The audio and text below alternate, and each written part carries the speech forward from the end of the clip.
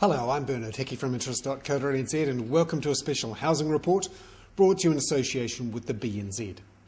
Today we look at housing confidence and what people are seeing out there in the housing market, particularly ahead of the budget on May the 20th and as interest rates start to rise.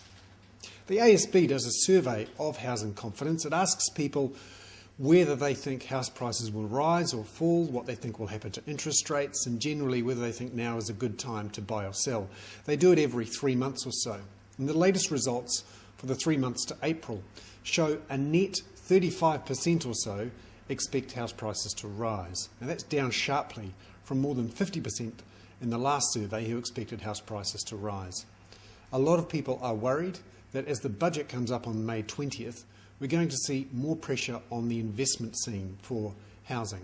In particular, the removal of the ability to claim depreciation on buildings and a ring-fencing of losses from property.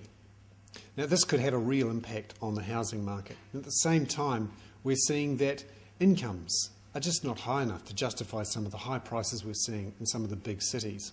Even though we have net migration relatively strong, and the lack of new supplies is restricting the amount of houses out there for sale, we're still not seeing prices rise. In fact, the ASB thinks prices could fall between 3 and 5% this year. Everything really is on hold until we see the budget on May the 20th.